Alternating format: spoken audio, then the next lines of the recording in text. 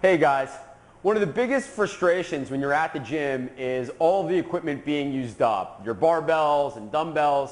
And one of the pieces of equipment that I noticed that's usually available is the hex bar or trap bar, and that's this piece of equipment that I've got at my feet over here.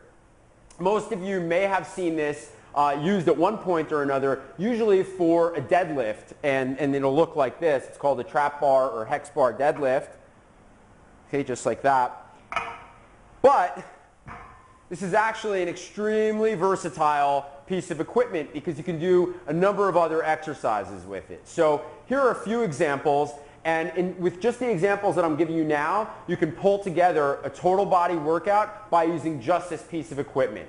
So aside from the deadlift, which I just showed you, you can also do a bent over row, and that looks like this.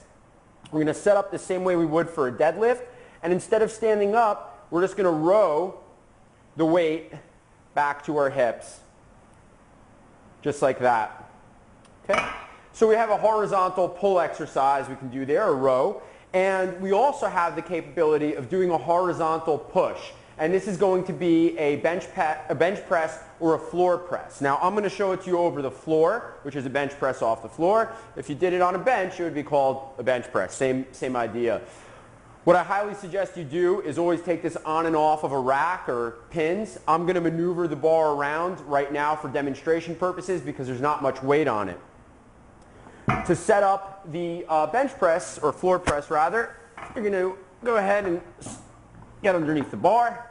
You'll probably be pulling it off, from a rack. And from here, you're just going to perform a bench press. The most important thing while you're doing this movement, however, is to make sure that you grip this in the middle, because if you grip it too close to the front, what will happen is you'll end up eating the bar, it'll tilt forward, and I assure you the bar is not tasty. This I know from experience, to take my word for it. The next exercise, so just to quickly recap, we had the deadlift, we had a bent over row, which is a horizontal pull, we had a horizontal push, and now we're going to incorporate an overhead movement. We're going to do a shoulder press. So in order to do the shoulder press, again, I suggest taking the weight out of a rack. Again, put it on a rack and actually take it on and off. I'm just maneuvering it around because there's not much weight on here. Shoulder press, same idea. Now we have a neutral grip shoulder press. And you're just going to press overhead, doing a standing press as you normally would.